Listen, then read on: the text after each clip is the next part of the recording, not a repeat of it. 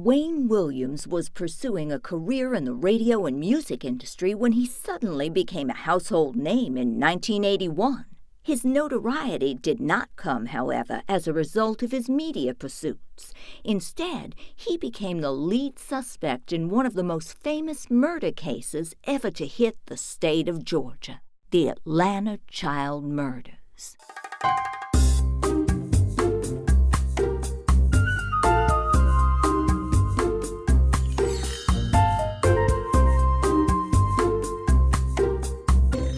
Hello, Professor. Well, hello there, Stryker. What's today's story about? Oh, a serial killer. Oh, lovely. I'll be in my trailer. Stryker, get back in here. I know it's a horrific thing, but there are some important lessons to be learned here. Well, okay. But I want you to hurry to the trial and skip over as much of the crime part as you can, okay? Skip the details? Yep. All right, I'll try. Police were trying desperately to put an end to a 2-year string of murders that had taken the lives of 29 young people in the Atlanta area. Targeted victims were primarily young African-American males, many of whom were last seen walking within blocks of their own homes. Some disappeared in broad daylight. Their bodies were being found in nearby woods and alleyways. Must we go there? Well, it's necessary to understand the legal implications when we get into the courtroom. Okay, but let's move it along. The Atlanta Police Department and the Georgia Bureau of Investigation were exhausted from trying to solve the case. Their request to enlist the help of the FBI was denied because the crimes didn't seem to fall under federal law. However, the Attorney General finally approved the FBI's involvement on November 6, 1980. So, what did the FBI do? Well, they launched a major investigation and hired an FBI profiler to work on the case. This led to the realization of a pattern. You see, up until this point, the bodies of the victims were mainly being found in wooded areas. I remember. Yes, but in April 1981, the killer changed his pattern. He was now dumping his victims in the Chattahoochee River. Realizing that there were only 14 bridges that crossed that river in the Atlanta area, the investigators set up surveillance teams at each bridge. At approximately 2:25 a.m. on May 22nd, officers heard a big, loud splash in the waters below the Jackson Parkway Bridge. Assuming the sound was caused by another victim, they stopped the first car exiting the bridge to question the driver, 22-year-old Wayne Williams. Perfect. The stakeout worked then. Well, not exactly. Williams told police he was on his way to audition a young singer named Cheryl Johnson for his music business. And because the police were unable to find any trace of what had splashed in the river, they had no probable cause to arrest Williams and had to let him go. But he remained a person of interest? Yes. So what did they do next? Well, first they followed up on Williams' alibi and found no record of a Cheryl Johnson at either the address or the phone number Williams had given them.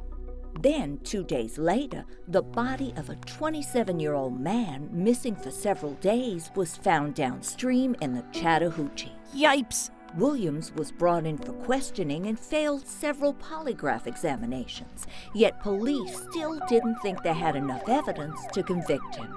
So, the police began staking out his parents' home. Williams taunted the police and media with insults and jokes. Wow. Well, how long did it take the police to arrest him? He was finally arrested on June 21st, 1981, almost a month after he was seen on the bridge that night. Then, on February 27, 1982, he was found guilty of 2 murders after a 12-hour jury deliberation and was sentenced to 2 consecutive life terms. He was only convicted for 2 of the murders? Yes, the evidence wasn't strong enough to link him to all the victims, only 2. What was the evidence? Well, first, there was eyewitness testimony placing Williams with several of the victims while they were alive. Yeah, but... Then there were inconsistencies in Williams's testimony about his whereabouts. Okay, but that's still not usually enough to convict. The prosecution was allowed to introduce evidence about 10 other victims in order to show a pattern. All of those victims were black males from poor families living in the same area around Memorial Drive, and it appeared they had gone willingly with their abductor.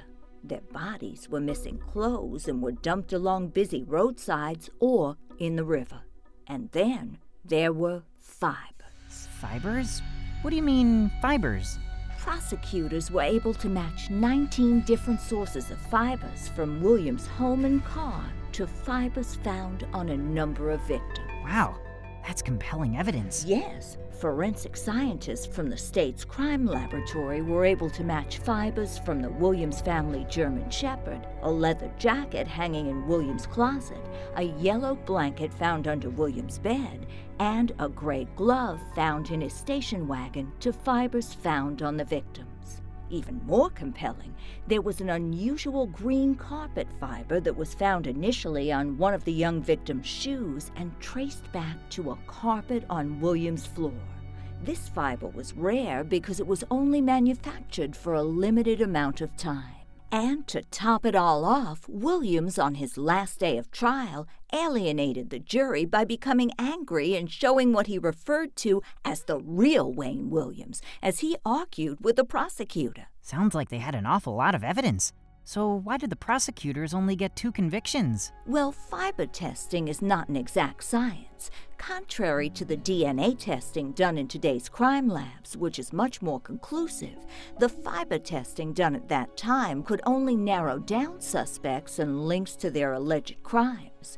Statements like 98% certainty made it difficult to convince a jury of guilt beyond a reasonable doubt, which is what was necessary to convict. But there was enough evidence to convict him of 2 out of the 29 murders, correct? Yes, and as the lead prosecutor said later, you can only serve 1 life sentence, meaning that this was all they needed to keep Williams behind bars for the rest of his life.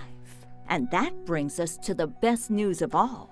Once Williams was taken off the streets of Atlanta, the child murders stopped. Whew, what a relief. Yes. After the verdict, the Atlanta Police Department claimed Williams was responsible for at least 23 of the 29 murders. Ooh, very creepy. Okay, I listened. But what was I supposed to learn from this case? Well, do you know how Williams supposedly lured most of his victims away? No. Investigators said he posed as a talent scout looking for new talent. The kids probably thought he was a friend. Oh, wow. It's important to realize that not everybody is who they say they are. You should never go anywhere with a stranger. Good advice. Can we move on now? Yes, let's go study another famous case from legal history.